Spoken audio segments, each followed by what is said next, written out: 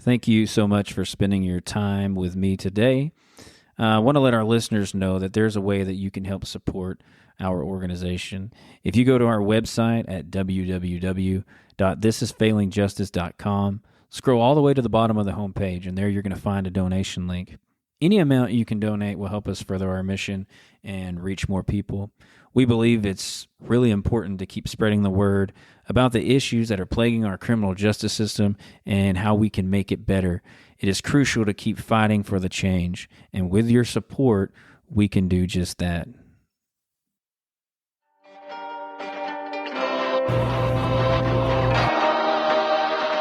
This is Failing Justice.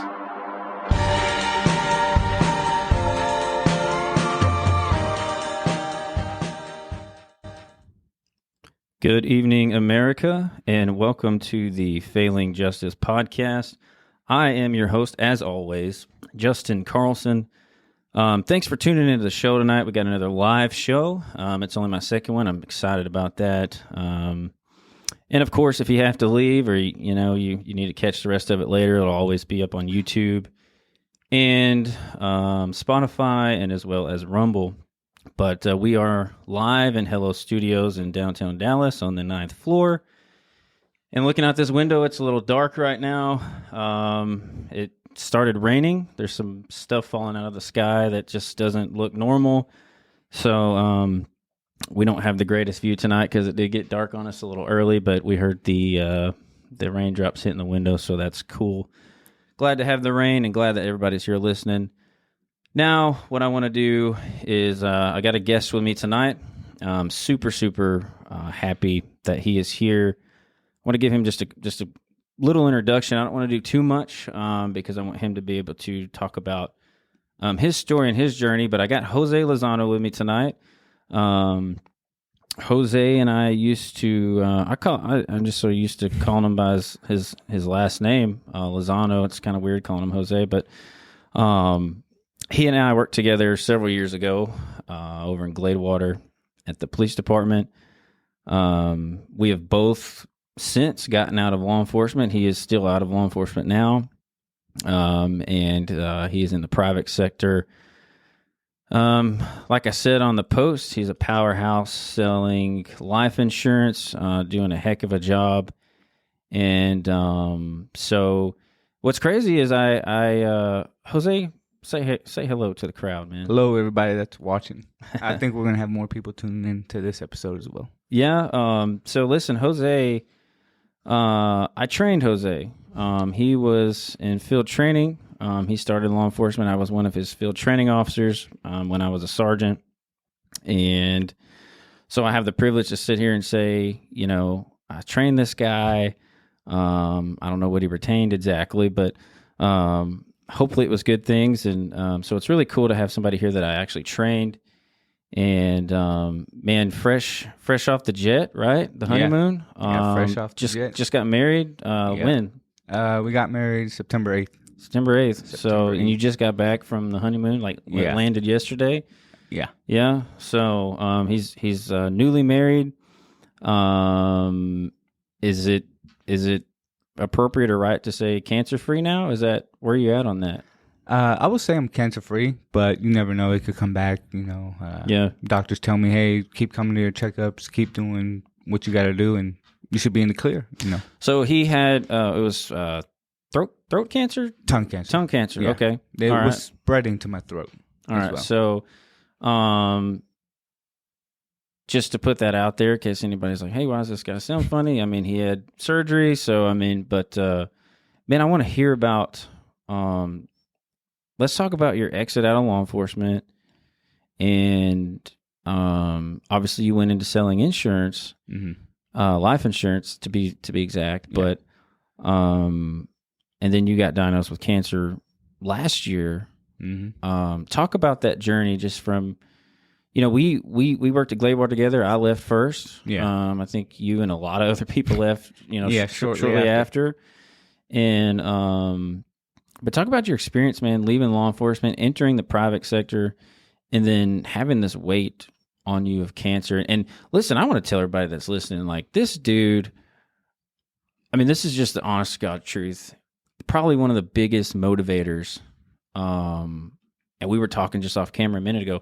Like one of the biggest motivators that I've ever encountered in my life, going through what he went through and just seeing how positive he was. And he'll talk about that in a minute. It's just like you sit here and you're like, how in the world can you be positive while you're going through that? But talk a little bit about that, man.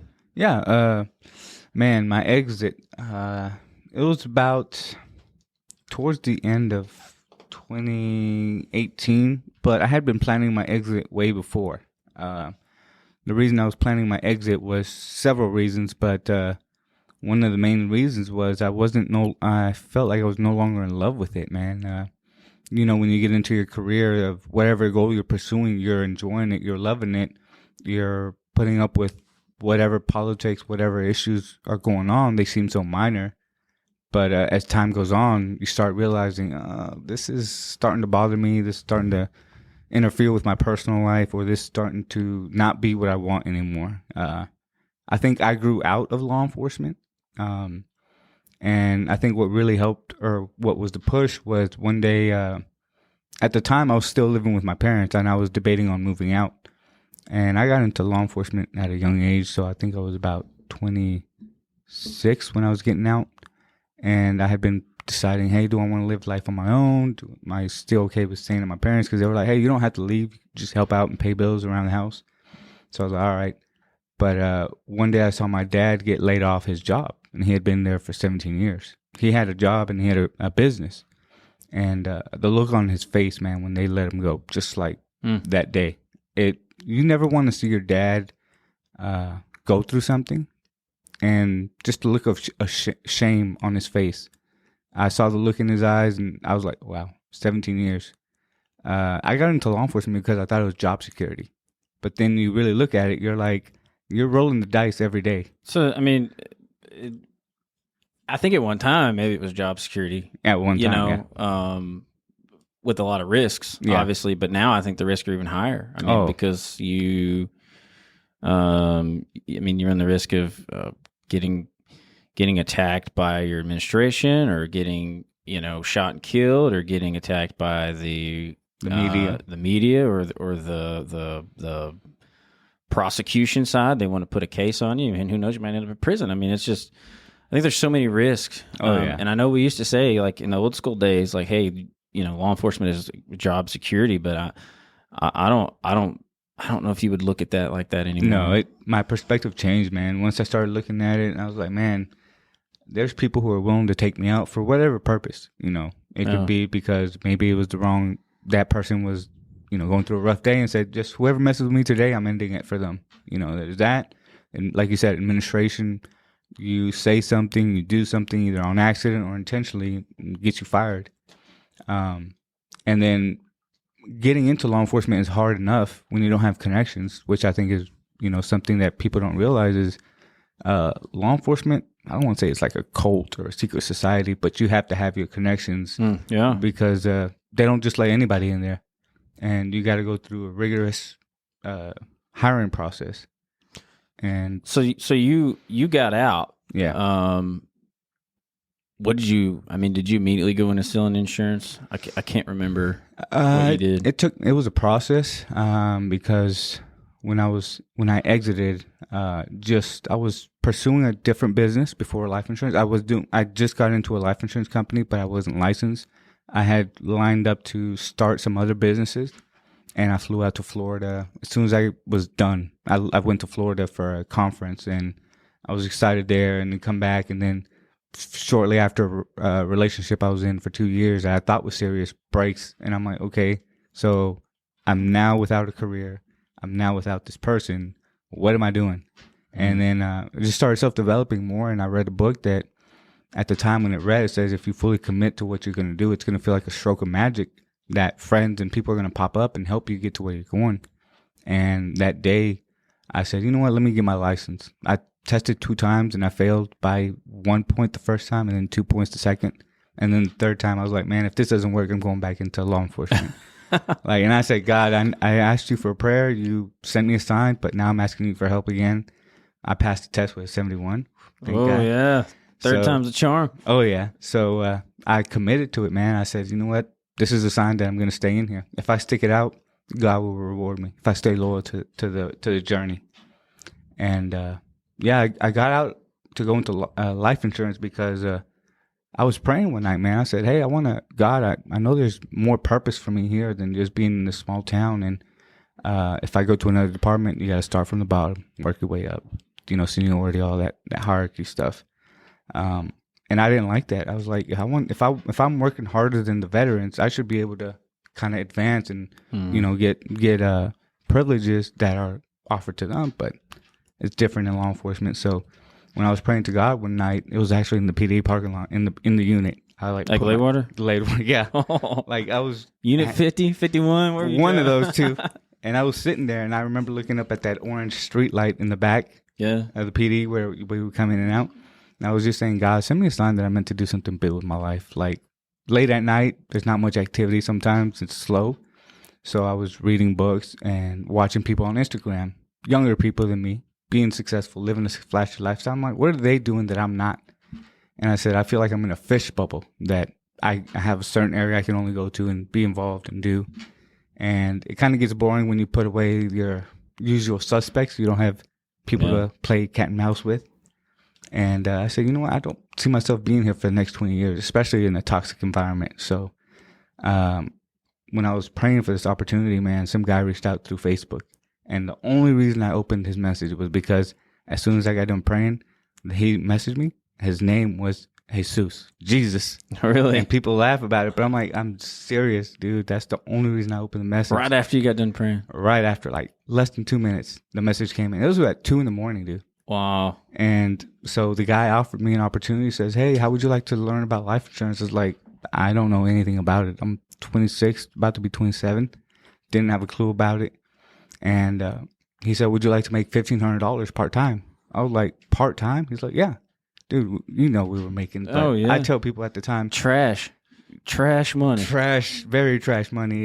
It was, guys, I'll be honest with you. Every 2 weeks, I was clearing $1,200 every 2 weeks. And it was real depressing because I got on Indeed looking at jobs. The guy at Applebee's was making $15 as a dishwasher. Nothing bad, but if a dishwasher's making $15 an hour and I'm making like 19, almost 20, I'm like, why not just go and do that? I don't have to risk my life being in danger constantly 24/7. And then, like I said, reading books, I started thinking, okay, the money I want to get is not just for myself, it's for family, the future, whoever I'm going to marry at this time. I was thinking ahead. And when the life insurance, I saw the presentation, it made sense, man. I think about how many young people there are out there that are going through unexpected losses of a family, friends, somebody around the circle is being impacted some way by untimely illness, unexpected death. And I noticed right away in law enforcement, there was one person who had a family member pass away. I went out there, worked it. An old lady passed away. The guy had like I don't know if it was his daughter or an adopted daughter, but I noticed shortly after her passing, he lost the home because I started passing by and I saw the grass growing so much. And one day I saw him walking on Highway 80 with his daughter, and I'm like, wow, what happened? And that's when I started thinking, well, she was probably the breadwinner, or finances only came through her, and because they lost it all, they're out in the street. And growing up, I saw that as well in the Hispanic community. We see donation boxes always asking for money, and I thought it was just people not being responsible. And my parents never talked about life insurance, so I had no idea, dude. And then when I found this tool, I'm like, this is the answer I prayed for, because people are going to benefit from this eventually, and I'm helping them. I didn't know what else to do. You probably, I know you did. You had a lot of kickback. You had a lot of naysayers, people saying, hey, this is crazy. And it probably, between that and you entering in a new field, not knowing between the two of those things, is probably discouraging, because, that's how people are. People from afar watch you. Yeah. And whether they've got it together or not, they think they've got it together. They want. I made a post about this a couple years ago, and I say that there's two kinds of people in this world. Three. There's the ones that are with you, right? They're with you through thick and thin. no matter what, they're going to be right there. Yeah. They'll help you bury a body kind of thing. Yeah. Then you have the ones that kind of like me and you. Like we've maintained our relationship over the years. Mm-hmm. But we just haven't. We've seen each other a couple times. Yeah. But from afar, like I want you to win. Right. I'm for you. I'm for what you're doing, and vice versa. And then you have those other people that are like, they want you to fail. Yeah. You left their police agency, you left their business, you left their circle. You left that circle because you're growing, Mm-hmm. and they're stagnant. They don't want to move, and because of that very reason, you're automatically they want to see you fail. And it brings joy inside of them, and so I'm sure you had those kind of people. Oh yeah. I had it within my family. I had it coming from different areas. There's a funny story. I'm not going to say names. I was actually in the unit with one of the guys who worked on an opposite shift from me. And I was just talking with him, and he knew I was leaving. Another officer had called. This is the first time I'm telling this story publicly on social media. And no hard feelings for what was said. I actually want to thank that for being said, because motivation, bro. All negativity, bro, that has happened between my exit, I learned to use it as fuel. Exactly. And this other officer called him while in the unit, and he put it on speaker. So he's talking. He's like, "Well, Lozano's leaving, but he doesn't have to worry because he's got mommy and daddy." And I'm like, "Mommy and daddy?" I'm like, "I'm leaving, and I'm going to do something more for them and for other people." But I don't think he was trying to insult me or anything, but he was kind of just probably doubting that I was going to be successful. And I was like, "Oh, okay." So during tough times, during times where I doubted, hey, if I'm going to succeed, I would replay hearing that conversation over the phone. I'm like, well, if I quit now, he's right.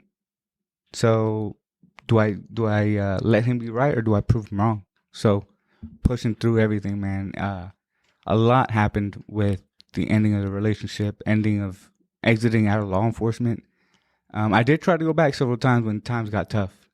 Different agencies rejected me for whatever reason. And one guy, I asked him, "Hey man, so why am I constantly getting rejected?" And he says, "Well, go talk in this town. Go talk to the agency. It has to do something with this agency." Same thing when I came into Gladewater. I was basically going to get hired, and then one of the detectives was like, "Hey, we got questions about you." I said, "What's up?" He says, "Everybody we called for references talked highly of you except your first police agency. What was up with that?" And I'm like, "Look, man, I could tell you what was up with that." I just want to let you know, don't be afraid to name names here. If you want to name names, put them out there, because that's all I'm saying. You don't have to. I'm just going to let you know. Well, I don't want to give them attention. Yeah. I would rather leave them. Maybe I'll write. I'm maybe saying this too early, but there's a book in the works. Yeah. That maybe I'll name names, not full names, but just first names. So when they called my agency, they bashed me, and I'm like, okay. So I told the detective at the time, I said, "Hey, if I tell you what really happened, you're not gonna believe me." And I get it. You're inside. I'm not. I'm trying to get inside, and you're gonna listen to the guy who's worked with me before. Of course, you're gonna listen to the guy that's on the inside, who's still wearing a badge and a gun, because their word is gospel. Yeah, and the best thing I said was, "Hey, call these instructors, and they'll give you the info on what's going on, or call these other officers," because one of the officers I worked with at the first agency was at Gladewater, and thankfully she vouched for me. She told them what was going on, and I don't know what was all said, but I was leaving Gladewater, and by the time I'm in White Oak, I get a phone call. "Hey, yeah, we're gonna go ahead and hire you. We figured out all that was BS." I'm like, okay, cool. And I think when we were hiring another officer from the first agency I worked at, you even told me that sergeant wouldn't stop talking about me, like asking questions about me. So I think that agency has put out a reputation about me. I don't know what it was said, but wherever I went to apply at, that was an issue that held me back. So you got, after you left, you tried to get back in, and you never got back in, right? No, I've went to several different agencies in East Texas, and I saw certain officers get hired who left, or who were, kind of exited out of their agencies. And, you hear things here and there about officers and things they've done and issues they've had at the PD, and you kind of got to weigh it out. You kind of got to wonder, well, what's your motive for telling me about this officer? Yeah. So I did enough research, and I've heard from more than one person about this officer. And when I tested at this agency, this officer did not pass the time of, set of push-ups and the laps, and they still pushed this officer through. And I'm like, wait a minute. We all saw that this person didn't complete this in a timely manner. Why is this officer going through? That officer is at the agency and has caused some issues and still untouchable. I don't know what it is. Maybe because she's a female. I don't know. So, so you go, you get rejected, and obviously then you just kind of push through what you're doing with the life insurance. And you were successful at that. I mean, it was slow moving wheel, but you were successful. And fast forward a couple of years, and then you run into the brick wall of cancer, right? Yeah. Walk us through that journey, because to me, man, like I said at the start, like, man, I was just seeing you go through that. Man, my heart broke for you, and there was nothing I could do. I reached out to you several times. Yeah. I just felt kind of helpless. But you, like I said, you were just so positive, man. But talk about how that came about. Your surgery, how you felt, and how you stayed positive through that time. Yeah, I started feeling symptoms somewhere between late August, early September of 2022. And, men, as being men, we kind of like try to shrug things off. We don't like going to the doctor. We don't like worrying about our health. We don't kind of pay attention to it. So I was pushing through, shrugging it off. Started as a canker sore. By October on Halloween, the pain got excruciating all on the left side of my ear, down my neck. It would hurt to eat. It would hurt to talk, but I didn't tell nobody. Then I went to a clinic. The guy looked at me less than 2 minutes, was like, oh, it's canker sore. Go see a dentist. I'm like, okay. So I call my wife, which fiance at the time, and I tell her, hey, this is what they said. So she was like, oh, okay, whatever. Then I feel the pain going more and more, and I go to Mexico, and I was going to go down there and go to the doctor, but due to family funerals and stuff, I didn't have time to find a doctor to go to. So like, yeah, I'm going to come back to States and do it. And it wasn't until a day before Thanksgiving, I go to a clinic again. They draw blood. They say, you're fine. There's nothing really we can find. So I was like, okay. And then the day after Thanksgiving, Black Friday, we go to the ER because my tongue swelled up and the pain was just excruciating. That doctor in the ER was just less than 3 minutes, kind of just assumed, hey, it's cancer. And my fiance was like, how can you be so sure? And he's like, look, I've seen thousands of patients a day. I'm never going to see something like this on anybody else for the rest of the day or the week or month maybe. So that's got to be cancer. Go get a biopsy done. And I'm thankful for him, man, because he called around the local area to get me a biopsy scheduled for Monday. And it was actually the mayor's son, Long Beach mayor's son, who took me in Monday morning, first thing, and did the biopsy. And then a week later, we find out it's cancer. I had my whole faith in God, man, at the time. I think when you're working at a job or 9 to 5, I think some people take life for granted. They think that they made it wherever they are by themselves, and they forget to give God, glory and grace, whatever. But once you venture out on your own, man, you really start having conversations with God. So before the cancer, I was having conversations with God late at night. Hey, God, I don't know where I'm going to find my next client, where I'm going to find another agent to work with, to build. Show me the way. These late night conversations. So I had more faith that whatever was going on in my life, I knew God was going to work it out, or it's working out for a reason. So when the cancer diagnosis, I was just calm. The doctor tried to ask me, why aren't you upset? Why aren't you this? And I'm like, number one, I accept reality. We're going to pass at some point. Number two, I have life insurance. Worst case scenario, my family's set. best case scenario, I beat this and I get a claim from my life insurance policy. And then third, I said I trust God. This is happening for a reason. I don't know what it is, but maybe it'll help be a testimony to share the word with others, because you could tell somebody about something and they won't believe it until either it happens or they see it firsthand, of what you're preaching, what you're messaging. Again, we relied on God and the support and prayers of others, man. That was the biggest thing. And this was, so your diagnosis was October of last year, or was it December? December. Okay. That's when the biopsy came back and it's like, hey, you have stage 4 cancer. And I'm like, damn, and stage 4? And you're 30, 30? 30. All right. So, what happened then? What was the plan? Man, just we went with we went to look at several options. We kind of realized, hey, best option is go with the first doctor. He told me originally tongue was going to get removed, and we were kind of like, oh crap. But then I told my wife, I said, let's just ask God for a miracle, and let's put the word out, see if we can get prayer support, because I truly believe in the power of prayer. And so I said, if it's just us two, that's okay, but I would feel more comfortable if more people prayed. So the more support, I think God will answer your prayers faster if there's enough support behind you.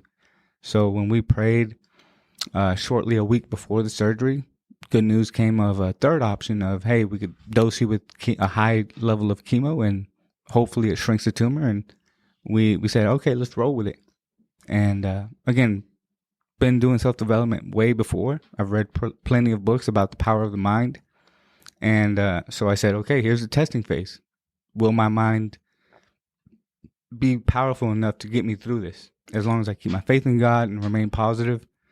When you read stories of people before you who've went through harder times, how they got through it, it's power of belief and power of prayer. And so I said, let's apply this. So chemotherapy, we got through it. And towards the end, we saw results that the tumor was shrinking. It was from a walnut to a pea size. So I was like, oh, okay, so that means you don't have to cut me that bad? And he was like, well, we're going to see if we can get in there and remove it without having to split your jaw and everything. And he broke that like a couple of days before the surgery. He's like, just FYI, we might need to split your jaw and remove some teeth and stuff. Is that what they did? Yeah, that's why I have this nice, pretty cool looking scar all the way down into the sides. Yeah. So I was like, oh crap. So I saw, of course knew you were in the hospital and you were careful with what photos you posted them later. Now I think you share them for your story, but man, I remember seeing you, in the hospital and it's so crazy. I always stand on like, how was this dude so positive? Like but there had to be a time. Was there a time in there where you were just, we're not Superman, right? There had to be a time where you like feeling low. It wasn't until radiation that I felt low. Radiation was so different. The doctors kind of prepped me for it. They kind of said, you're going to hate yourself, but don't give up. And I'm thinking like, really? I've never really hated myself to an extent that I want to give it up or quit in life. And yeah, man, it got to that point because every day, first thing in the morning, you wake up, you go get fried all around your neck, your throat. And towards the end of radiation, I just kept vomiting up mucus or phlegm, stuff like that. And I could be talking to you for 5 minutes and then just comes out. And I'm like, holy crap. And then they got to a point where for several weeks, I couldn't talk. So imagine everybody around you can talk, but you can't. And you have to write or text what you want to say. And yeah, it's kind of like, oh man, this kind of sucks. Like not being able to express how you feel and whatnot. But when that happened, man, I would watch documentaries or movies of something inspirational. Like I never knew how important that was. I knew it was, but going through that journey, it's even more important to really keep your mind positive. And reading books as well. I've reread several books during the journey, and I think that's what helped as well. I don't know how to read the Bible, so I don't know how to read it. Like, I don't know if you read it like a normal book from beginning to end, or you just, some people Yeah. say open it and read where it lands. But prayer late at night, prayer at night, in the morning, middle of the day. I would just focus on the end result, man. That would be honest, dead honest. The low point with radiation, I did want to not go. I was like, man, let me just quit. Like, let me not go. But then I said, no, you got to finish it. Like, finish what you start. And I thought about legacy. I said, if I have kids in the future, I want my wife to be able to tell them, hey, look, your dad went through this. And reflecting on my family's legacy, where my dad comes from, where my grandparents came from, I'm like, what did they go through? They went through hard times, I'm sure, at some point in their lives. But they pushed through. And I think you have to dig in deep and focus on your legacy. Be like, how do you want to be remembered? I'm like, I don't want to be remembered for being a little punk. I want to go. I want to go out. Be a little punk. And I want to be like, hey, if I go out on my shield, I go out on my shield. Like, I don't know, man. Legacy to me is very important. So do you think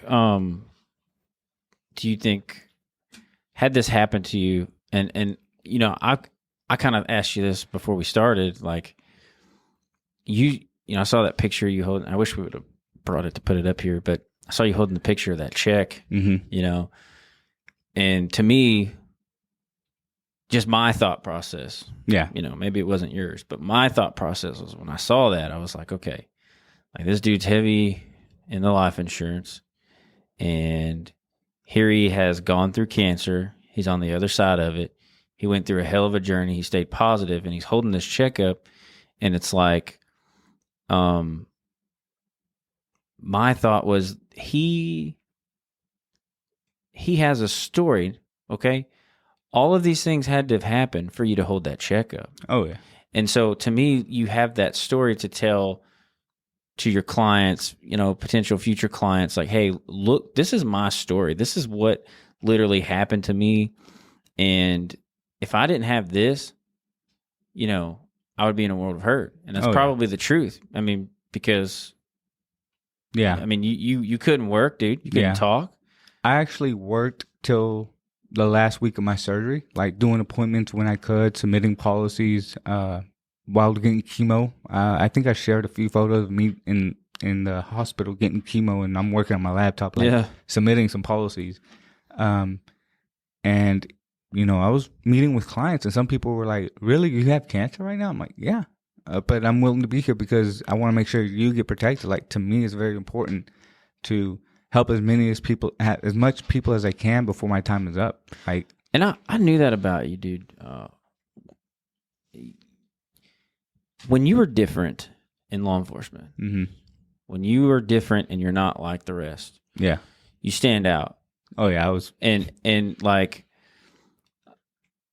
I knew you were different, and you said it a second ago, like wanting to help people. And that's the cliche answer. Like, everybody that gets in law enforcement, you ask them, hey, why did you do it? Oh, I want to help people, you know, yay, go team. But it's like, but is that really why you want to get into it? You know, I think that's just the standard answer that I think candidates think they're supposed to give during their interviews, you know. I have a good story about that response. Many times we get asked, hey, why do you want to become a cop? I want to help people. Like I said, it's cliche. In the academy, they asked us that. And I was shocked. This will open up a can of worms or something, but it'll be interesting. In my class, not that many blacks or Hispanics were in there. I think there was maybe 4 Hispanics, maybe 5. And I think 3 or 4 blacks. But by the end of the academy, I think we were down to 2 blacks, and I think we still kept all the Hispanics in there. But they were asking us each individually, hey, answers. And one of the guys was like, I want to continue the family business. I'm like, family? But in my head, I'm thinking, like, family business? What do you mean? Law enforcement isn't a business. But he was like, it is now. Yeah, you know, he was like, my great grandpa, my grandpa, my dad, my uncle, blah, blah, blah. So I want to continue the legacy. So I was like, okay. And then there was other people who were straight out honest. I just want to check. I'm like, cool. And, you know, again, people say, hey, I want to make a difference. I got into law enforcement because somebody inspired me. Somebody changed my perspective about law enforcement. Growing up Hispanic, you're being told the police are bad, they're going to take you away, all this fear mongering. And I think the parents make the mistake of putting that fear in the parent, in the kid about law enforcement.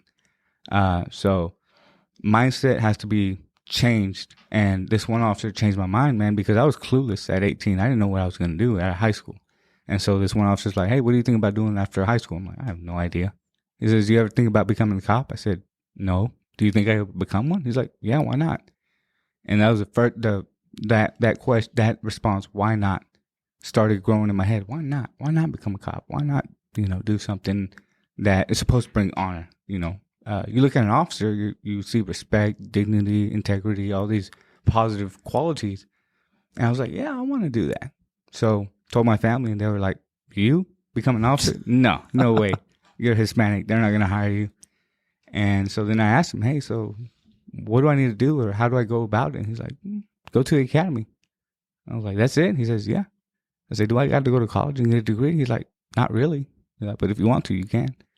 So along the journey of working crappy part-time jobs and jobs here and there, I had that vision of becoming a cop. And from 18 till 21, 22, I always kept in my mind, I'm going to become a cop, and doing ride-alongs with different agencies, learning how different agencies work and all that, trying to get my name and face recognized. So I knew when I submit an application, they see my name, they're like, oh, yeah, we know him. He's dedicated. He comes in on weekends and spends time. We know him. We see that he's committed. Do you think the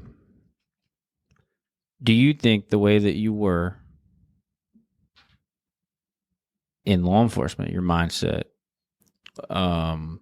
would have gotten you through your cancer journey? Do you think you would have been the same?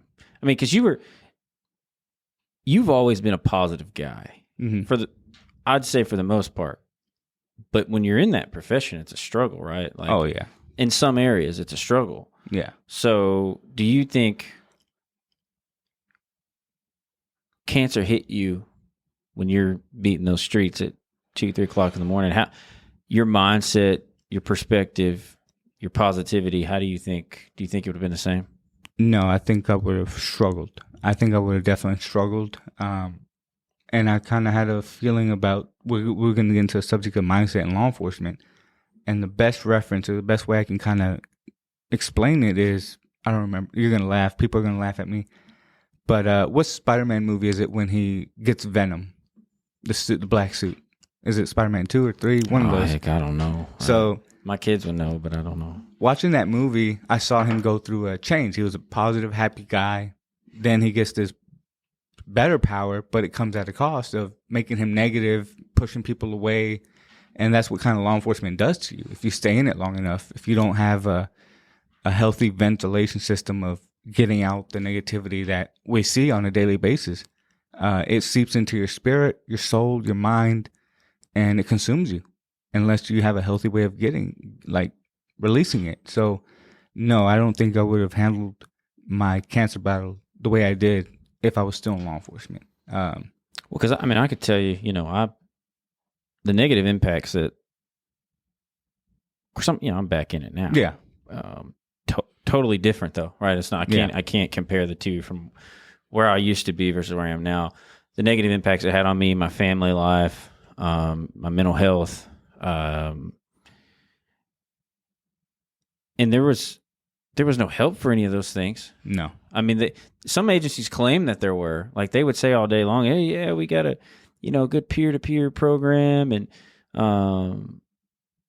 we're here for you. But at the end of the day, man, you come in there and you say, listen, I'm having some suicidal thoughts. I feel angry. I feel violent.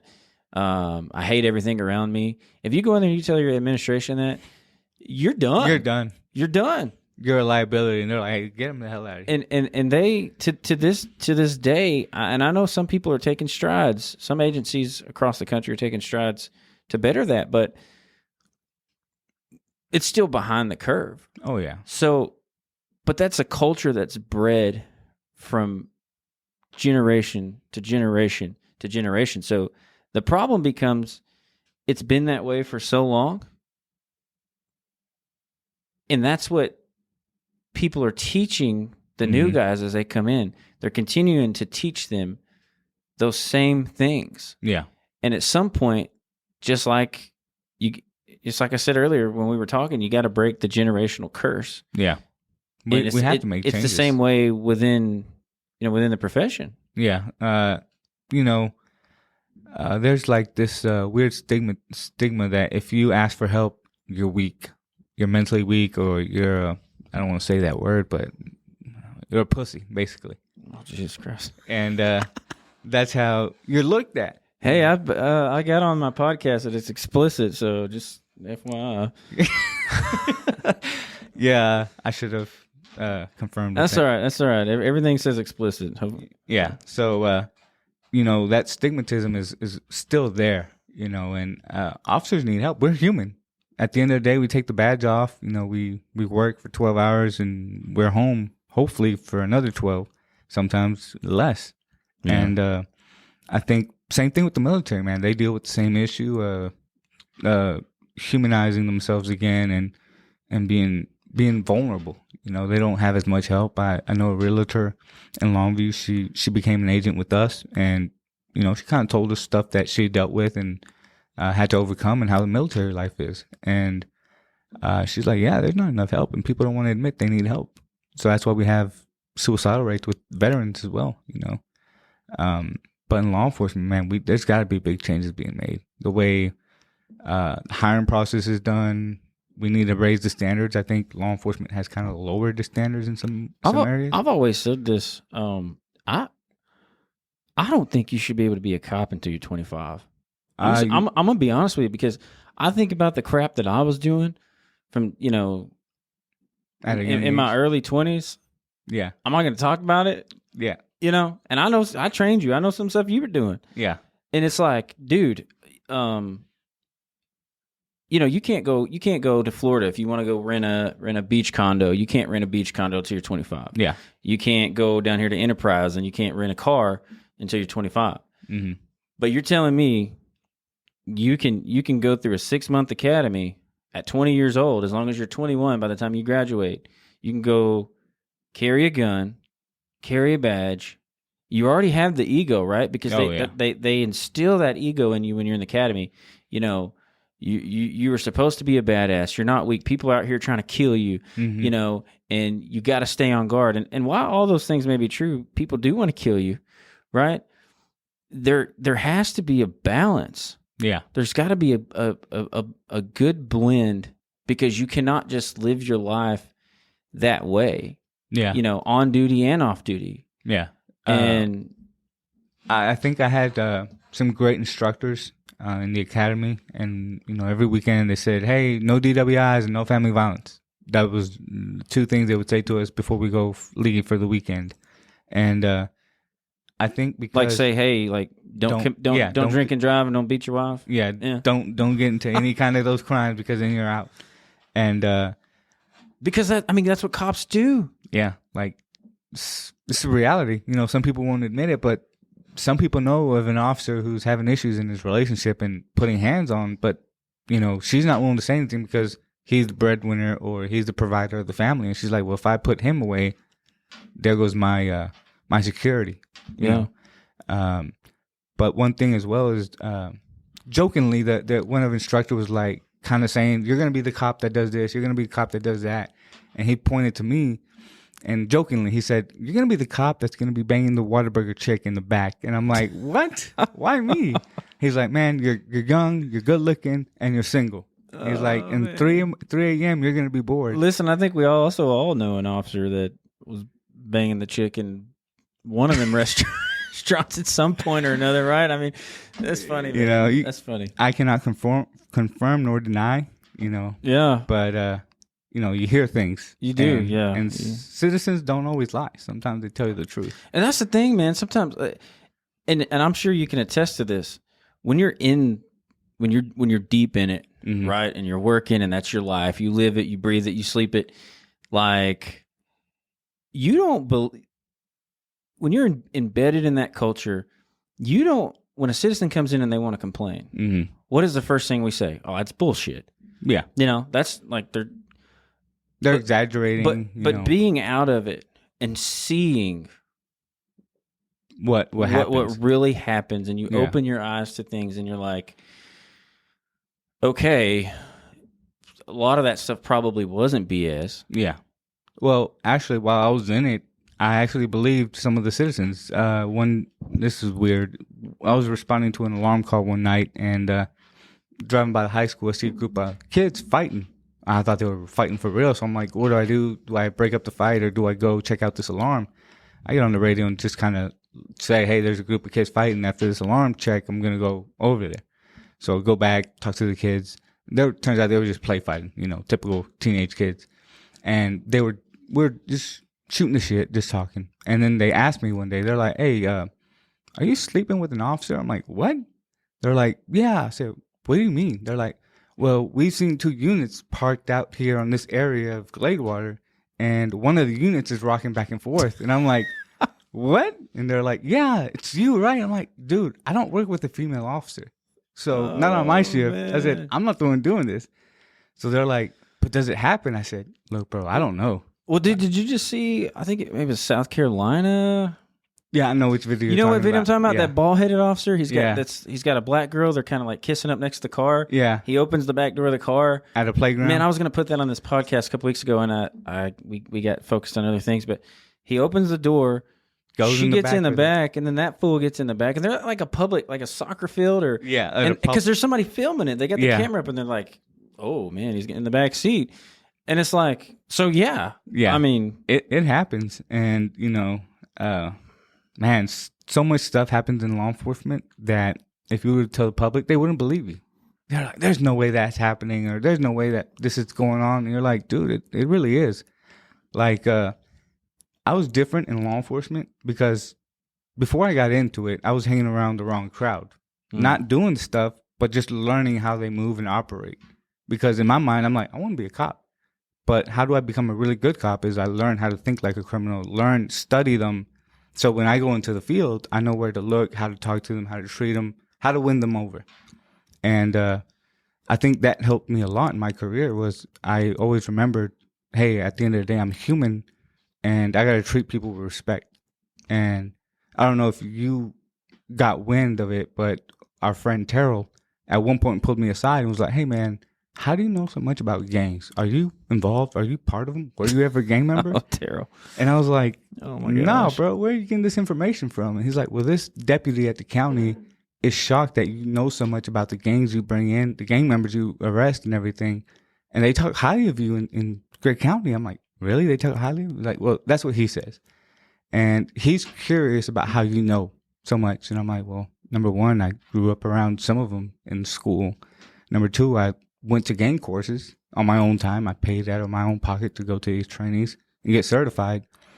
And I just told him, I just study people. I look at tattoos. Like, there's meaning in tattoos. And there's language, the language that they speak, you got to understand it. And so he kind of was just like curious that I knew so much and that I was very friendly to the people we would arrest and, deal with. No, you can't be friendly. I mean, you start being friendly, then you start getting accused. Yeah. I mean, it's like, it's literally damned if you do, damned if you don't in the profession. Because, I mean, I remember there were guys that were giving you crap about, I was called a hugger thug cop. Yeah, hugger thug. And, it's like, those things, man, just like, just because you're dealing with somebody or you're arresting them, or you're talking to them and you're going to end up filing a case on them or whatever, they're still human beings, man. Oh, yeah. And that's the thing where we've got it wrong too is these guys with these egos who everything's black and white. There's no gray. Mm-hmm. Everything's the complete letter of the law. You can never operate in the spirit of the law. It has to always be, it's just, it's sick, man. It's ill. Yeah. And speaking of, so I got this video. I want to play this because this is a little backstory on it. Before I play it, so you had a Seattle police officer. He was operating this happened back in January, but this kind of all just blew up recently. Mm-hmm. Some of these stories take a while to come out, and from what I understand, the Seattle police was giving a lot of pushback on releasing these videos and stuff. So that's probably one of the reasons why it took so long. But So Seattle police officer back in January, I think he was actually going to a hot call. He was running lights and sirens and doing somewhere between like 68, 75 miles an hour. And he goes through a crosswalk and he runs over last name Kandula. I'm going to butcher that name, but Miss Kandula, she was 26 years old. She was a Northwestern student. Mm-hmm. And he plows through this intersection, hits her and kills her. Okay. Obviously, total loss, total tragedy. So then they called out a drug recognition expert, also on the Seattle police force, go figure, police and the police, to do tests on this officer to make sure that he wasn't, intoxicated or had any drugs on board. And so this officer's named Daniel Adur. He responded, and I don't know who he was talking to on the phone, but he was making a phone conversation. He didn't realize his body cam was on, and this is how he was talking about the young 26-year-old girl who had her entire life ahead of her. Mm-hmm. This is how he was talking about her. I want to play this. The Office of Police Accountability is investigating a body camera video captured in January of this year, the day a 23-year-old woman was hit and killed by a Seattle police officer. The officer, who has not been charged with the crime, was responding to an emergency call and was in a 25-mile-per-hour zone when he hit and killed Jannavi Kandula. Kandula had the right-of-way in the crosswalk when she was hit by the cruiser going approximately 63 miles per hour. Well, tonight, Seattle police released a video from another officer reacting to that crash the same night. And we want to warn you, some of the description is graphic. I think she went up on the hood, hit the windshield, then when he hit the brakes, flew off the car. But she is dead.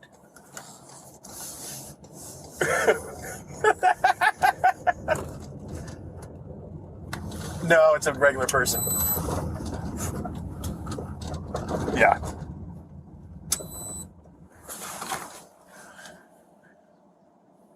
Yeah, just write a check.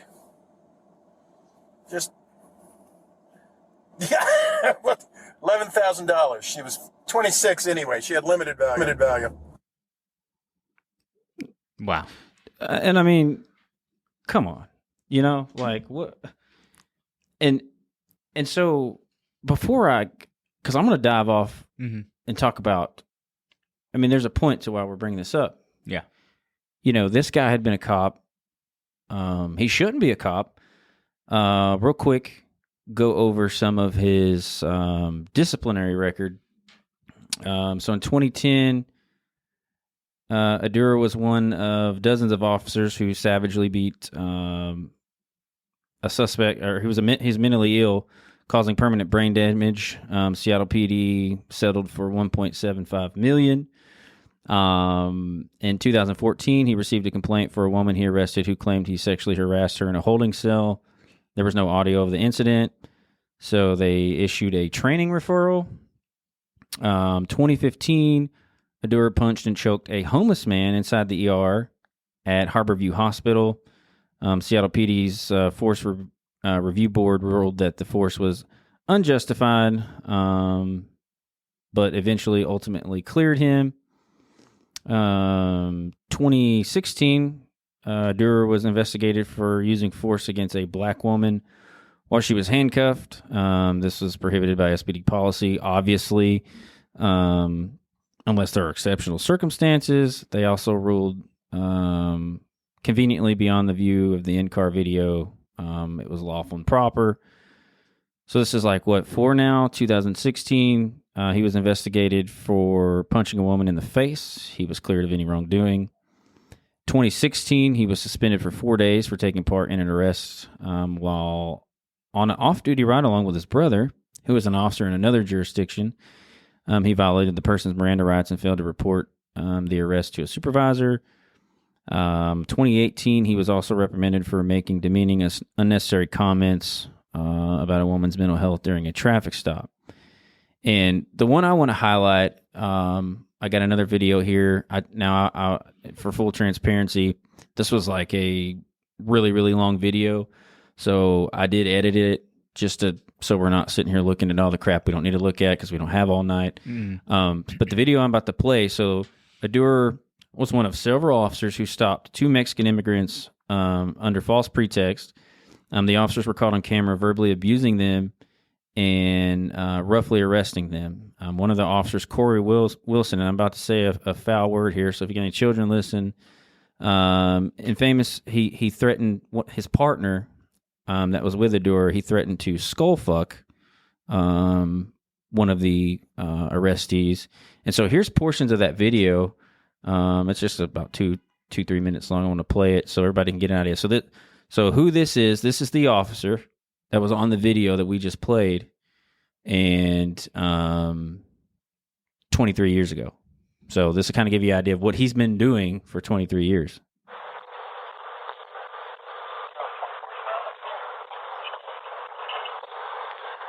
Why are you asking me questions then? You don't know. How about you shut the fuck up? Shit. Hey, you're a bad spot. Shit, I'm from Detroit. Yo. Fuck Yakima. Who gives a shit? You're talking your buddy into jail, man. You gonna let him do that? Cool with me. I don't know why you guys harassing us? Harassing what you? What? How are we harassing you? How are we harassing you? Hey, shut up. Get out of the car. Get out of the car. Get out of the car. Do what they tell you to do. You understand? What question, man? Hands in the head. Both DOC active and you want to act like assholes. That's real smart, isn't it? I wish we could take you somewhere else. Take me to prison. Fuck you. Spread your feet. Spread your feet. Yes, you are.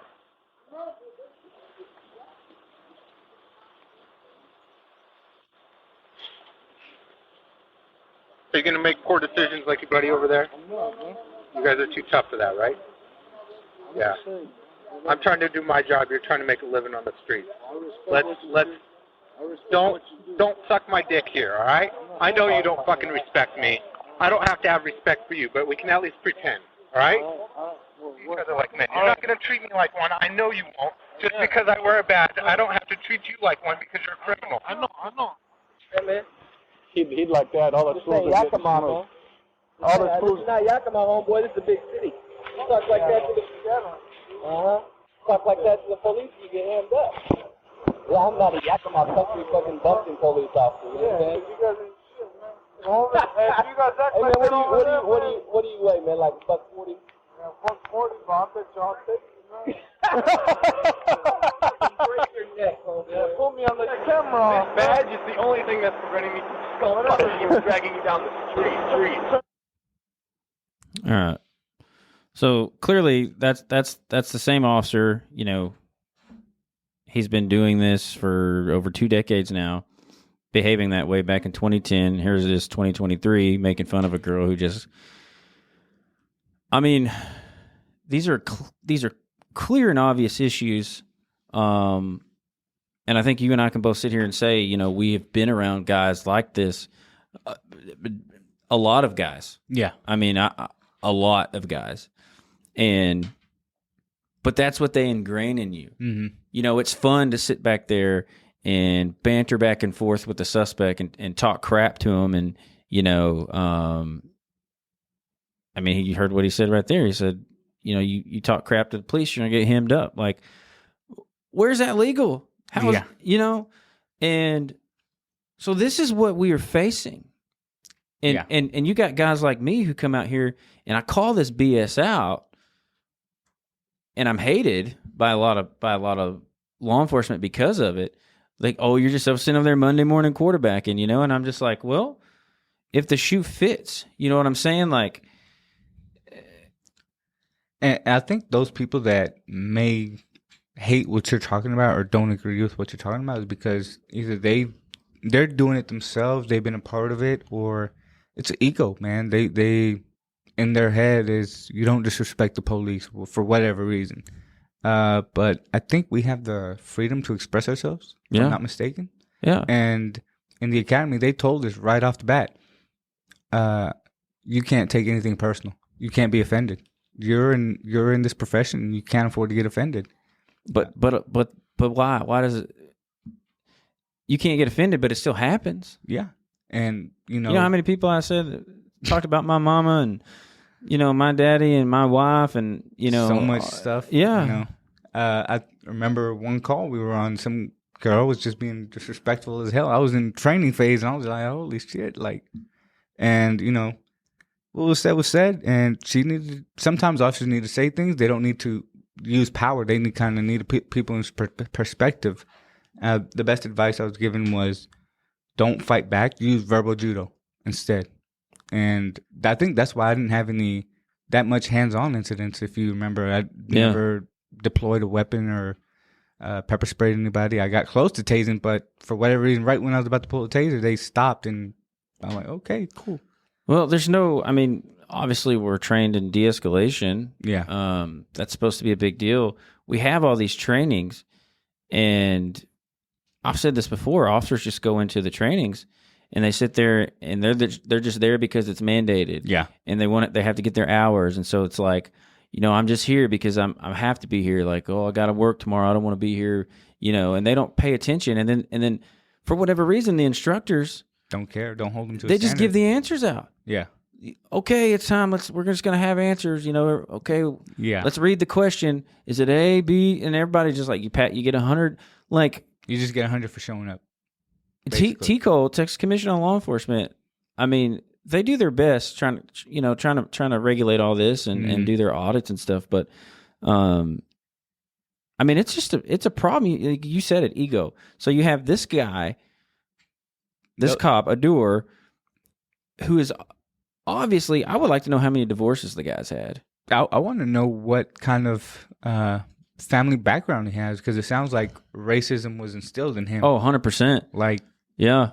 Like, I didn't believe that, I've been offended by whites, blacks, even my own kind, man. Like, it's hard being Mexican American sometimes, because people in Mexico are like, you're not real Mexican because you're not from Mexico. But yet, you're over there. They don't like you. They don't accept you, or they're jealous of you because you have papers and you're born over here. You're here and you're hated because you're Hispanic. You're not American or black, whatever. And I never took it personal. I was just like always curious, why are you offended by me, or why do you dislike me? What's with you that you dislike me? Like, what's eating you up inside? And again, you read books about self-development. They teach you that, hey, if somebody's spewing stuff at you, it's because they're dealing with something internally. Yeah. So this guy, I don't know what he's got going on in his personal life or what's happened to him in his life, but he's just, again, power tripping. But we're hiring guys like that. We're putting guys like that on the street. Mm-hmm. And I sit here and read 1, 2, 3, 4, 5, 6, 7, 8 incidents where he's been disciplined for multiple violent things, and kind of makes you wonder why he wasn't fired way before. Well, so I talked about a couple weeks ago. I believe it's Massachusetts who have put out that disciplinary. I can't remember what they called it. You can log online and see where officers have been disciplined. Mm-hmm. It's statewide. If you're a certified officer, you can see your disciplinary record, mm-hmm. On the internet. And a lot of people disagree with that, but I think that's a great step because to me that brings transparency, and then also you can have that accountability because you don't have to sit there and fight to get those records and find out, okay, what has this guy done? You can just see it right there. But in a case like this, obviously these guys, they just keep letting this guy go, keep letting this guy go, keep letting this guy go. And now look, he's in the news.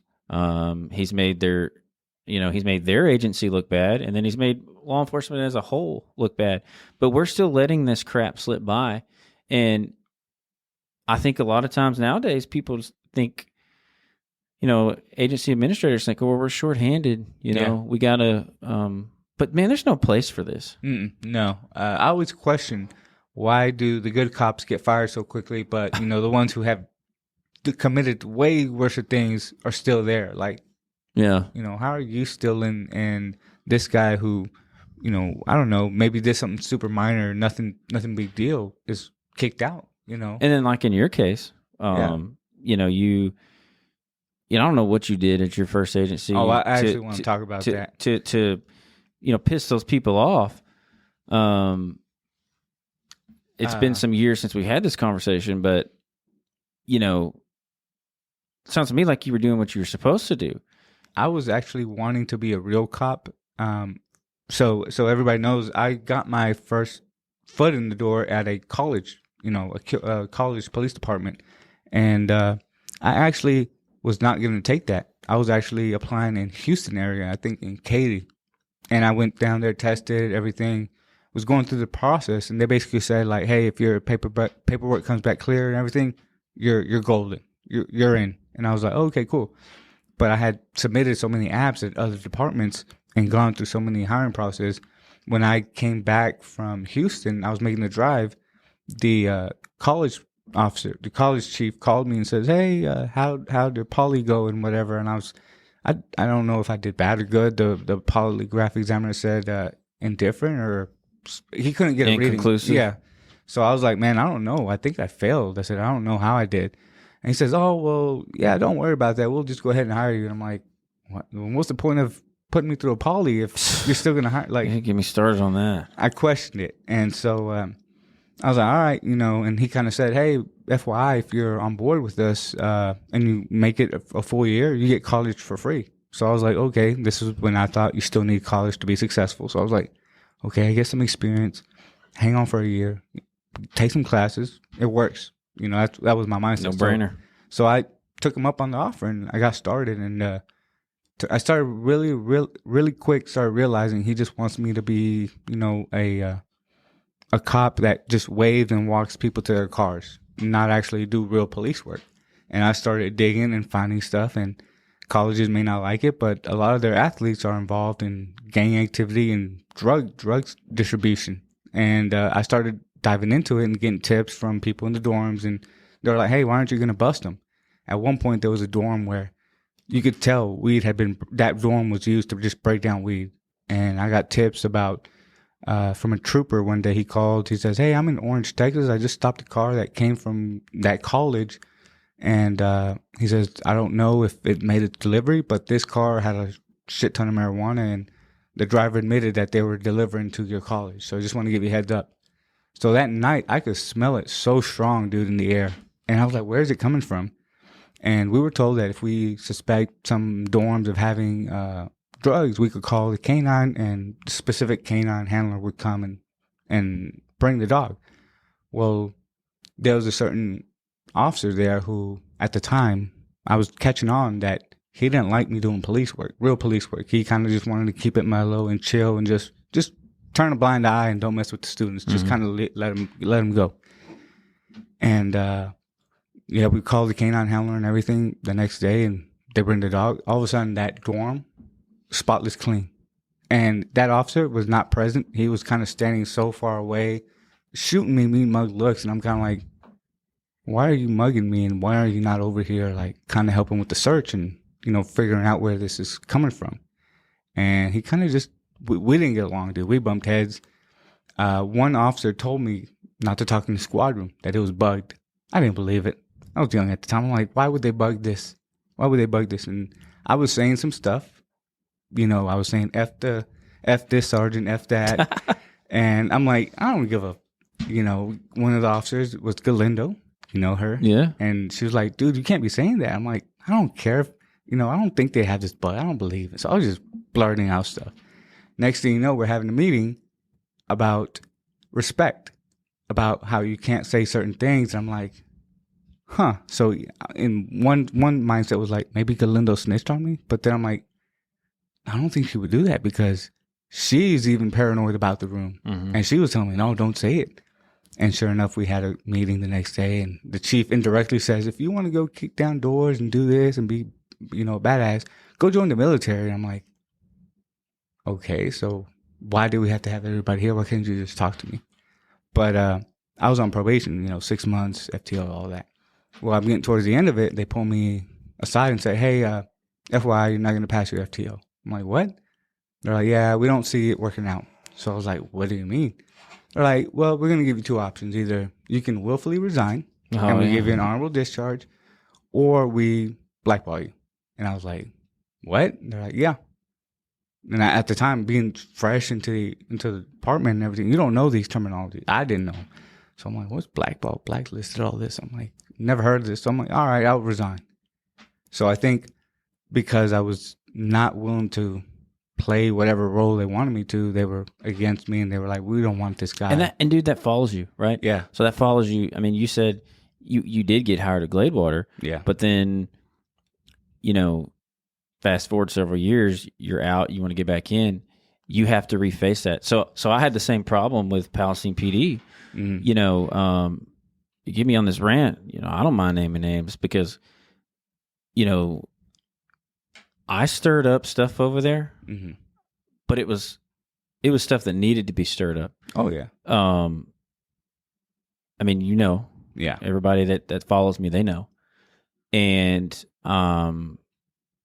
there was so much corruption from within, so many unethical and immoral things going on from within. And they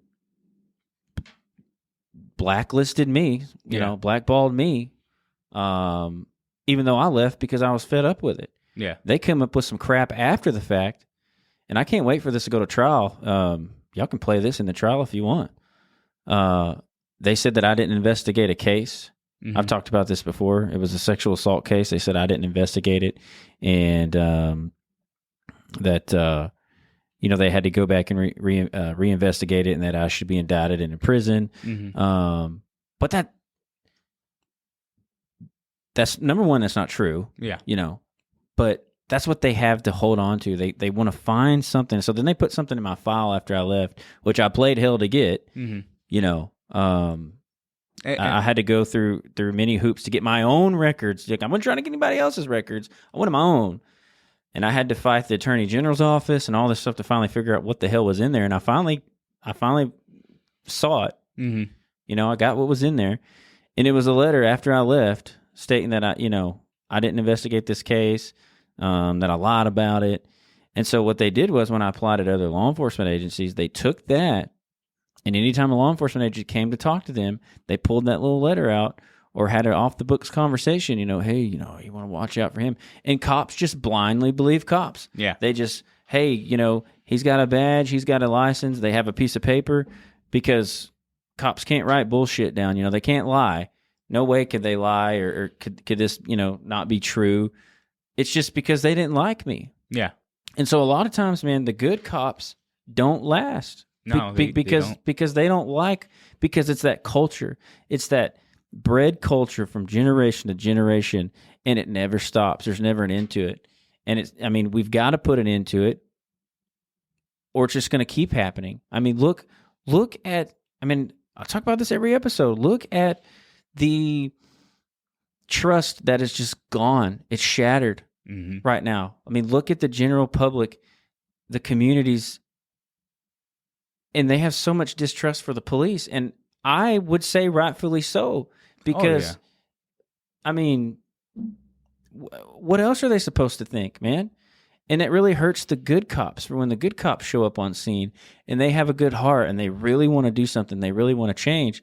You have guys like this guy from Seattle who has totally altered the thoughts of the general public. Yeah, and man, I think what you're doing is awesome. I think it's barely taken off. Once it's gonna take, I see this blowing up, man. I see you're giving voice to the voiceless, the good cops who need to come out and share their stories. And I think you're gonna be surprised that there's gonna be a lot of people who are gonna be willing to come on board. And I realize one reason why a lot of good cops won't talk about things that are going on is because in their mindset, they don't believe they can succeed outside of law enforcement. Oh, yeah. And in their mind is like, if I get fired, my pension, like, they don't believe they can make more outside. And I always kind of had like, man, screw this. This is a job. I can be successful somewhere else if I just apply myself in whatever industry I'm going in and stick with it. Like, everything will come out. Like, everything will come out all right. And I think that's just the thing is people are too scared or they're financially in a tight bind, meaning they have a family and trying to raise a family on a cop's salary is tough. Oh yeah, Like, man. Especially now, even more with inflation, dude. Even more from the days, and dude, I don't think Gladewater has increased their pay very much. No. I saw the other day online. I saw a firefighter post from that the city of Gladewater posted, and I think they were starting out at like 42,000. You know, and it's like, Shit, I started out lower than that. yeah, I think we were. Yeah, I mean, we were it's lower. like 38s, 35, 38, somewhere around there. Yeah. And it's like how, and I mean, I look back then, dude. I had 2 young boys, both under the age of 3.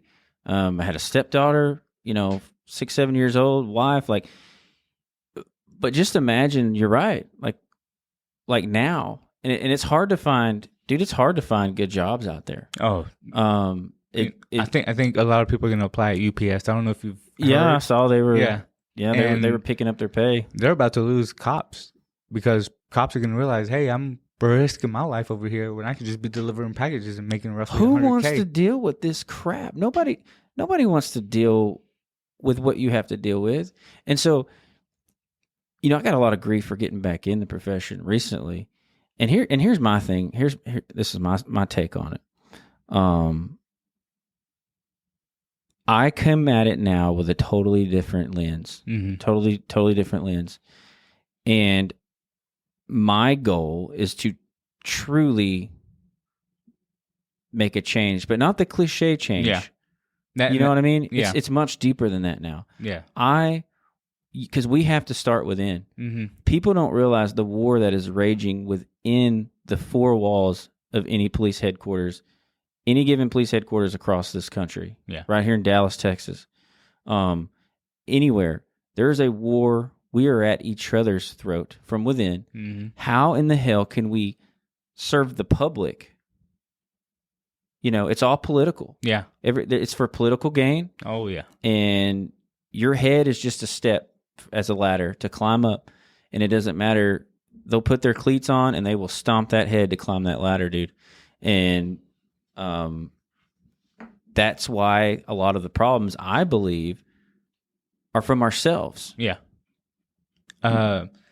Dude, it's crazy what you talk about that stuff. It's within, and not just in law enforcement. This is in every industry. It's within. And just like you said, you're back in it. I always said I would never go back in, but I said it recently, man, I was talking to my wife on vacation about it, and I said, you know what? You know how I said I'd never go back into law enforcement? She says, yeah. I said, I think I would go back, but not full time. I think I would do it reserve. A little bit for fun, but as well because, new officers coming in need somebody to help them understand, like, hey, bro, check your ego at the door. Like, if somebody offends you, get over it. Like, you're really in here for a deeper cause, and you need to understand why you're doing it. Like, there was so many guys, bro, that got into law enforcement because the badge, it gets you women. Yeah, Like, it does easily, bro. and You can be halfway decent looking, yeah, and something about that badge. it's a magnet. Yeah, And I was very careful with that, man. I was very careful. I controlled my vices. At the time when I was young, it was women. Yeah. And I was like, let me be very careful, because one of the instructors said, hey, as fast as that badge can get you the pussy can take your badge. yeah. So that always stuck in my head. I'm like, yeah, whatever girl I'm talking to or meeting with at the time, I never told them I was a police officer. I told them I picked up garbage on the side of the road. I told them I'm a street cleaner or whatever.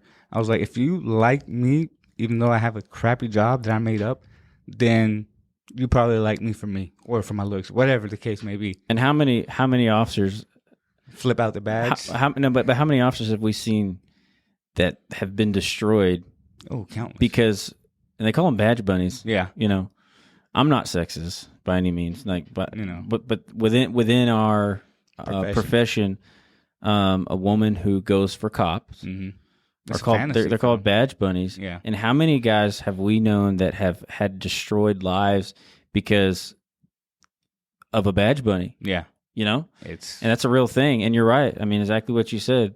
I mean, that badge, I get it, but that'll take the badge, And we just wage war with ourselves because this is what we're taught. Cops are taught from the beginning to be this way.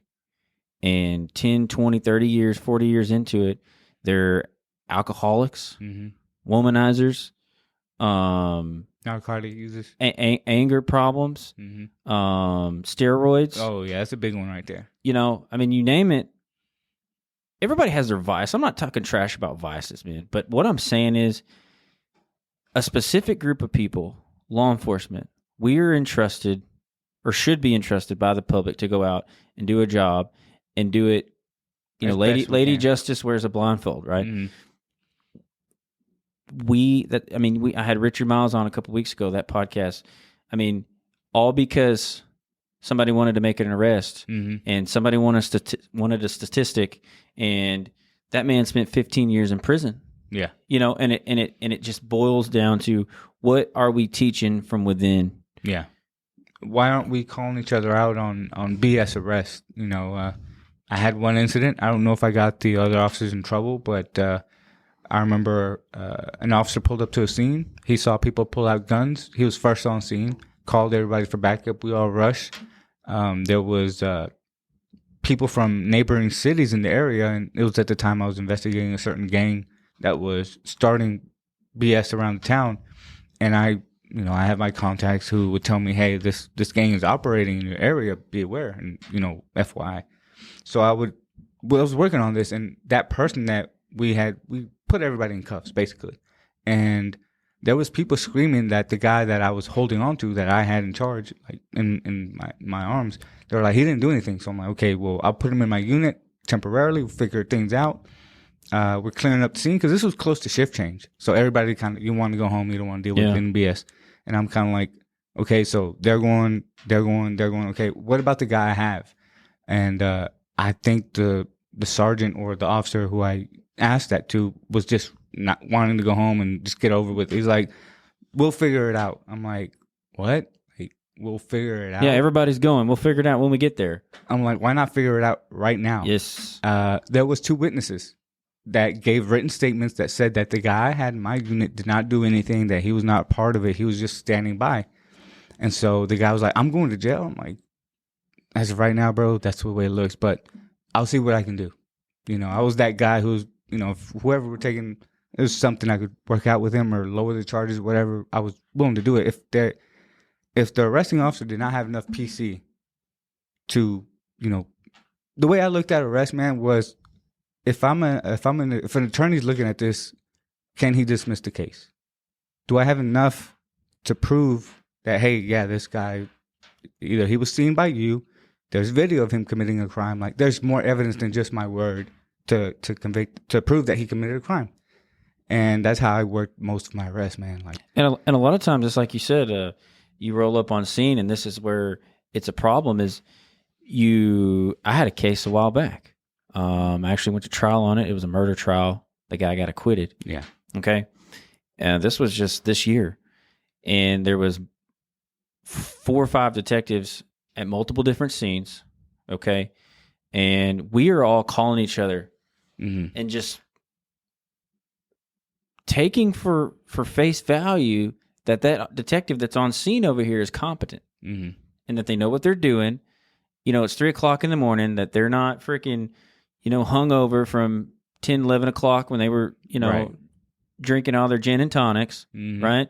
So it's like, you're taking their word for it because you're not there. You're over here. Yeah. And so you roll up on scene, you got a whole bunch of people they're like, get this. And you're just blindly taking their word for it, thinking, okay, well, they know what they're doing. They're competent. Sorry, bro, you're going to jail. And that's a problem. Yeah. That stuff has to, you're right. It needs to be figured out right there on scene. Because that goes back to, you just can't trust what everybody says. No, and it could get you in trouble. It's not all the time on purpose. No. But a lot of times it is. Like, what's the old saying, piss off the police? Yeah. This guy pissed me off, so he's going for something. I smell alcohol. Oh, PI. Like it's. That's a real thing, and there's been so many people affected by that, and there's nobody standing up and talking about that. No, dude. All the cops from within And I don't give a shit. I'm just gonna be total frank. I don't care what my employer thinks or what anybody thinks. Yeah. I will take this all the way to bat, to the Supreme Court. Try to fire me, try to sue me, try to do whatever you want. Somebody's got to stand up and say enough is enough. Mm-hmm. And you talk about bad arrests, and another place where the problem lies is cops don't want to admit when they're wrong. Yeah, their ego. It's easy to make a mistake. Mm-hmm. Okay. And I think making a mistake is one thing. You can make a mistake and say, look, learn from it. Back up. Mm-hmm. Listen, I screwed up royally. Can we fix this? Let's try to fix this. And that they don't want to be vulnerable. Cops are not supposed to admit when they're wrong. And especially to the general public. Mm-hmm. If they come out here and make a bad arrest or, like all these wrongful convictions and stuff, they don't. The judicial system, the criminal justice system does not like to admit their mistakes. Yeah. And I think things would totally change if everybody who raised their right hand and took an oath would unite together and say, look, we've got to make a change. If I make a mistake, I make this bad arrest. If I blindly take this officer's word and prosecute this guy, put him on probation, put him in prison, admit your mistakes. Stop trying to hide it. I think that would go a whole lot further with the community than just covering the shit up. Yeah. And the funny thing is, when that guy was getting booked, the judge came in and I kind of just told her, hey, you might want to look at the PC, see if there's something there. I don't know what's being written. And she looked at it and she's like, yeah, I don't see any reason why he's here. And, again, turns out this guy had like traffic tickets or whatever. And so she's like, well, he has traffic tickets. Do you think we should, do you think he should be in for this? It's like, no. I said, if you let him out, maybe he's willing to cooperate and help me with some investigations I'm working on. And, I kind of just told him, hey, man, if we let you loose, would you be willing to cooperate? You have this fine here pending and stuff. He's like, sure, And a lot of people say on social media they won't snitch or whatnot, but yeah, they want their freedom. They'll gladly work with you. And that's kind of how I approached some of my arrests. If it was petty stuff, man, I really didn't want to arrest, but I was like, how can I get him to willingly work? And I kind of just said, hey, man, you want to go home or you want to go to jail? The old training day. It was training day? Yeah. And I was asking that. I want to go home. But that's what we're taught. Yeah. And I'm like, well, if you help me, this won't go or whatever. We want to arrest for this. Like, I maybe I could get in trouble for that. I don't care. But I wasn't going to arrest for like tiny, tiny pieces of marijuana. I was like, no, I'm not going to do that. And then there's officers who are like, yeah, what? That's a usable amount. I'm like, what? Usable amount? And don't get me started on that because I have an opinion on marijuana these days. But, they teach you in the academy. But I don't want to get on that rant. There was something I thought about where you were talking. You talked about PC, probable cause affidavit, right? Yeah. I was talking to somebody today, and we were having the conversation of it was about that incident I was telling you about before we came on that I can't really talk about. Yeah. But my point is, cops can write anybody into jail. Mm-hmm. What do they teach you in the academy? As long as you can articulate it, it's okay. So what that is, as long as you can twist the words to make it fit, we cops can write a report, and I could write you into jail tonight if I wanted to, Jose. Yeah. And I could. That's the scary thing. We walk out here on the street and we piss off a Dallas police officer. They could write us both into Lew Sterrett jail tonight. Mm-hmm. Just based off of their word immediately. And then you have a judge who has immunity who will go over there, put their signature on a PC that they half-ass read, and now that person's sitting in jail just because of some ink on a paper. Dude, when I got into law enforcement, this was around the time we were implementing body cams. Before then, you could really get away with so much stuff. In the beginning, I was scared of body cams, and I'm like, man, how is this going to work? Is it going to help them more than me? Is it going to protect me? But over the years, I became appreciative of the body cams because it helped me close cases. And, when I submit a case. I'm like, hey, I got this on body cam. This is clearly. I would personally review my body cam. Night shift, you have more time, downtime stuff. And if I was hesitant about what happened, I would review my body cam video at night. And I would be like, okay, yeah, let me put that in the report. You know, I don't remember if you knew about the sexual assault case. One day we worked in Gladewater, and I put what the guy said to the girl, and you know, he were like, he said that, like, yeah, it's on video. And we were like reviewing it, and I never talked to the girl. She just started blurting, and I was like, hey, wait till a detective gets here. She just started venting everything, what comments he made to her and stuff. And I'm like, okay, well, I don't know if she's going to say this to a detective, but let me point my body cam to her. And as she's venting, there's her face, it's her mouth, her talking, and I'm just sitting back being quiet, and I'm just letting her vent. And when it came to type the report, I put that in there in quotations, and I said, this is what she stated. Well, body cams were definitely a big step, because I mean, look at all. I mean, clearly, right? Yeah. The case in point with the video we watched, like all of those. There's so many things that we wouldn't have caught, that we wouldn't have known about you know, corrupt officers. Yeah. If it wasn't for the body cams. So obviously, I think that was a big step. I think there was a lot of pushback on it. Like, I mean, cops were just kind of like, oh, you know, it's a change. It's a change, and it holds them accountable. And I think anytime, if you are in law enforcement and you're in it for the wrong reasons, and you're doing the wrong things, and you're corrupt, you know, sometimes it takes a long time for that stuff to come out. Yeah. And even when it does come out, sometimes people don't believe it. Yeah. I mean, hell, I've told so many stories, and people, you know, right there in front of their face, and they still don't believe what they see and what they hear. Yeah. But I think it brings some accountability. But my thing is, there is nothing more powerful than your mind, and what you put in your mind.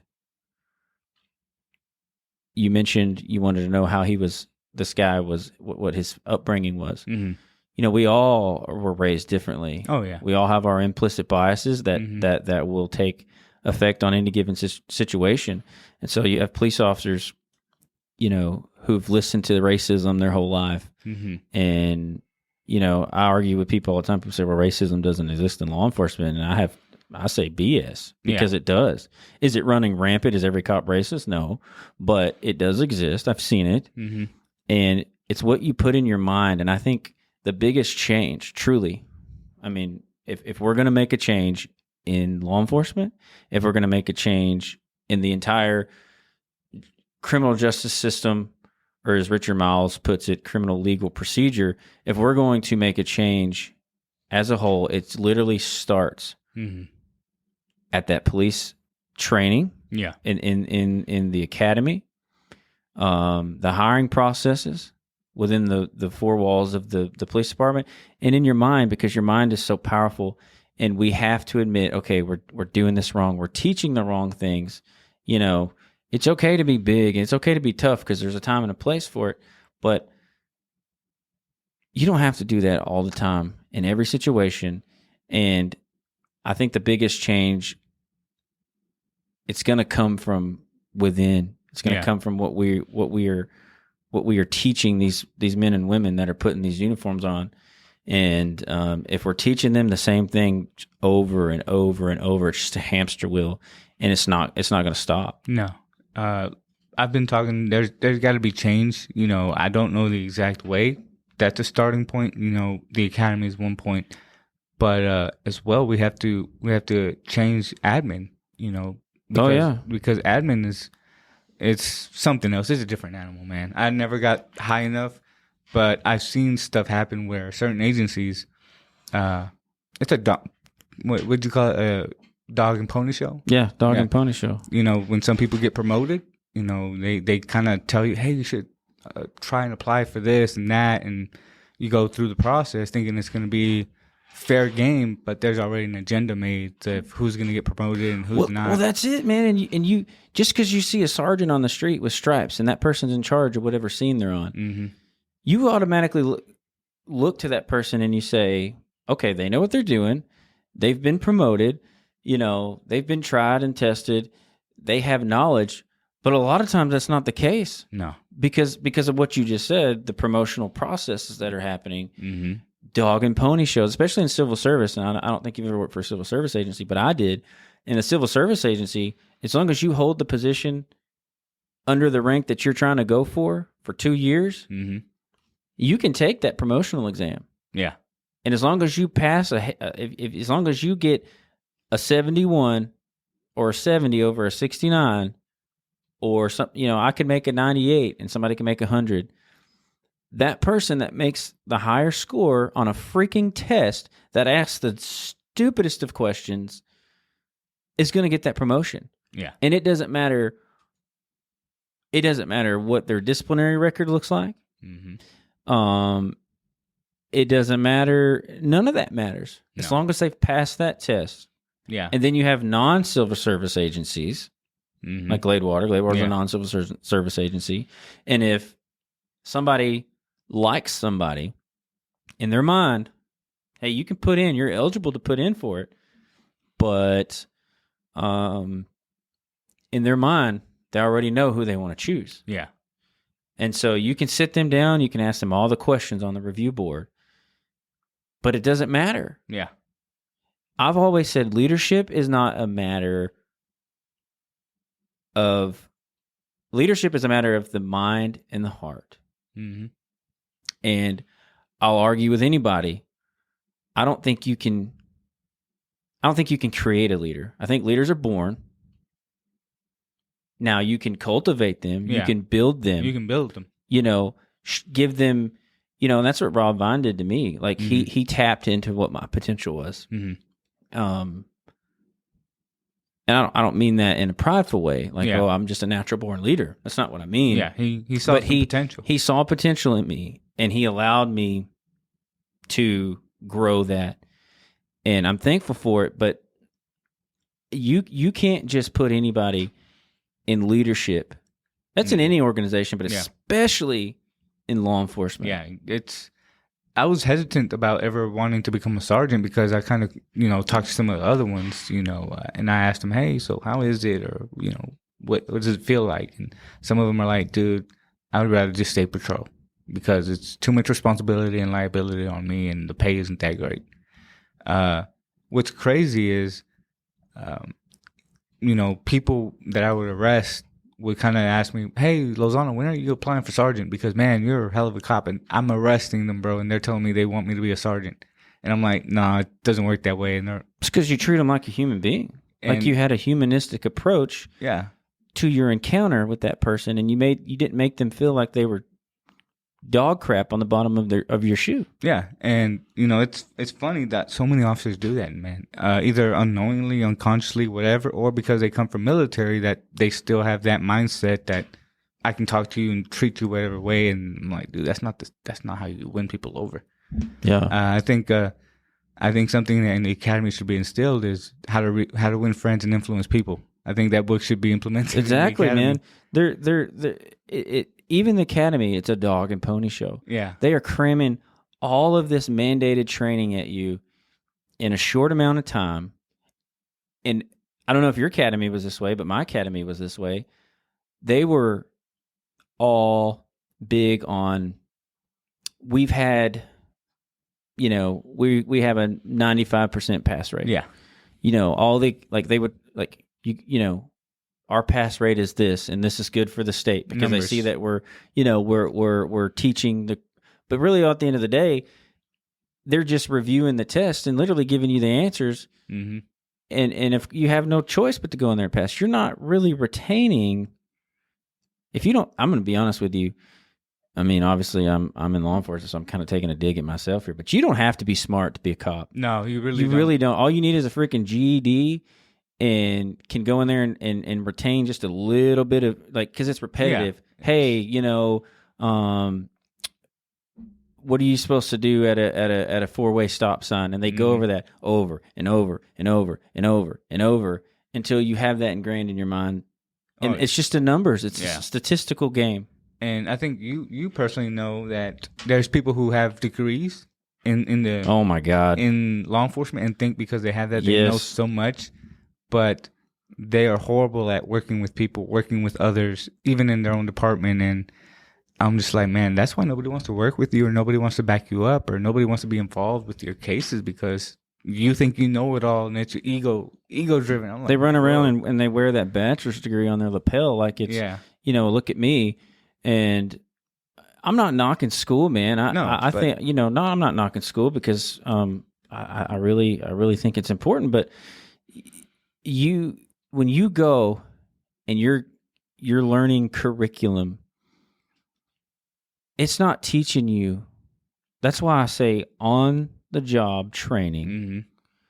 Who you have as a field training officer matters. Yeah, big time. What kind of person you are, what you are on the inside, that makes a big difference with these communities that we serve. It's you got to start, and if you can catch them in the academy, if you can catch them there's a sliver of hope. But we're doing the academies wrong. Yeah. We're doing it wrong from the start. I kind of wish the academy was more stricter, meaning they filtered people out more. I'm pretty sure you've seen some people that physically didn't pass certain things and they were passed along, or everybody, because not everybody scored, we're just going to give you some points to help everybody push through. I'm like, wait, what? Yeah. I'm like, everybody's getting points? Like, how did we all fail this one test? Like, it can't be the whole class that failed this portion. Yeah. Something's going on. And, I would ask certain people above me, elders, people who were more years of experience. And one thing they said repetitively was, because I would vent to them and I say, hey, man, this is going on. What do we do? Or what do I do? They would say, just play the game. I'm like, wait, what? What does that mean? Just play the game. And, again, they're instructors or they're in this area and they got to protect their pension. So they can't go against what it's just like herding cows. Yeah. Like these cows are dumb. They have no idea they're about to be slaughtered. And that's what I saw. That's kind of the analogy that I make with law enforcement. We're just herding cows and they have no idea what they're about to face, how their lives are going to change, and the important role that they truly have when they pin that shield on their chest. What that really means. It doesn't mean power. Does it mean power? I mean, in a way. Yeah, in a way, but you can't look at it that way. And that's how they look at it. And that's when I was 21 years old, man, young and dumb. And the cliche answer was what we talked about. I just want to help people. But man, we're not doing it right. No. And it's a ripple effect, man. We think, oh, it's just, it'll move on. No, you impact people's lives in so many ways. Yes. Maybe because you put this person in jail, maybe it negatively impacted their family, and it goes and goes and goes, and maybe a generation later, it even affects them there. A lot of the gang members I talked to on the streets, I would ask them, "Hey, man, so how are you part of this? Where you jumped in all these requirements?" And they're like, "No, I was blessed in." I'm like, okay, I knew what that meant, but in gang terminology, blessed in means you were born because your mom and dad is a gang member. That automatically makes you that gang member as well, because it's a tradition and it gets passed down. And some of the people are like, I'm not a gang member, but some agency has documented you as one because of X, Y, Z. And I'm like, whoa, like this is crazy that this person doesn't have they don't want to be a part of it, and yet they're affiliated automatically just by association. And I was like, yeah, let me call this agency. Hey, this guy's saying he's not. I don't see any records. I don't see any kind of indicators of him being involvement of anything. Why is he still registered? He's born. He was born in it. I'm like, and you're not going to bother just to take that out or, clear him of any wrongdoing or being wrong affiliated with anything? And it's just like, it'll clear out in 3 years, because I think it's 5 years, if I remember correctly. You're in the system for 5 years as a documented gang member. As long as you don't have any more run-ins or incidents, it'll clear you out, supposedly. Yeah. And so I was like, whoa, what I'm doing as identifying people as gang members, I better be very good at this. I better make sure that I can prove, hey, he's affiliated. I would ask when arresting people, I'd ask, hey, what about this tattoo? Why are the teeth on this pit bull red on the tips? Why are the ears red?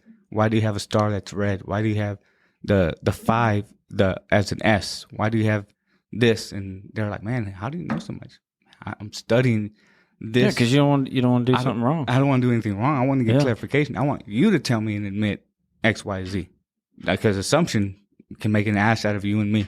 Yeah, you're right, man. Dude, I was so cautious as an officer because to me, there's people who get paid to go through the academy. I was not one of those. I had to pay out of pocket. So for me, I don't know what the word is I don't want to use, but I valued where I was going through. I took care of it. You had a personal investment. Yeah. So I was like, I cannot afford to risk what I worked so hard because before the academy, I worked at this warehouse. And it was depressing, dude. Yeah, I saw that if I stayed in there longer, I would be depressed and settle with that warehouse. It was a good paying job. But I would talk to people, how long have you been here? 2, 5, 10 years. Why haven't you left anywhere? Why haven't you gone for something else? I have a record. Or I'm not going to find anything but better paying than this. I'm like, well, so if I don't make a move, I'm going to be stuck here. And I saved up money to get me through the academy. There was people in the academy who were getting paid from PDs. So every Friday they'd go out and celebrate. They didn't really study. I was like, no, I asked for advice from different officers who I did ride-alongs with different agencies. And I asked them, hey, so what's the best advice?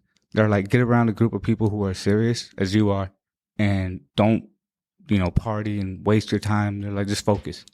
And so I did that. And I think I had more appreciation for the badge than some of the other cadets that I graduated with because either they got paid to go or they just kind of didn't value it. And to me, it was very special. Like I said, I'm not here to bash cops and say law enforcement is negative and all that. I want to see it thrive. I want to see it progress and help people. Like I want to see positive changes. Well, we've and that's the point of this organization and this podcast is because that is what we have to do. Man, hell of a conversation. Dude, I appreciate you coming on.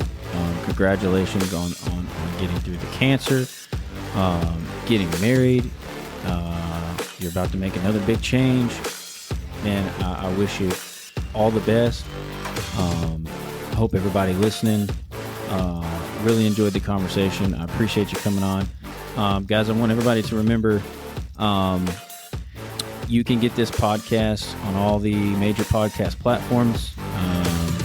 Wherever you get your podcasts, we're on YouTube, we're on Spotify, we're on Rumble.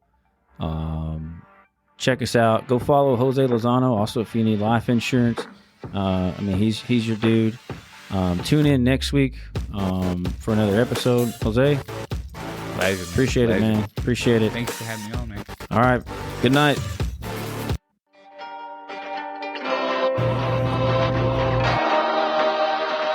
This is Failing Justice.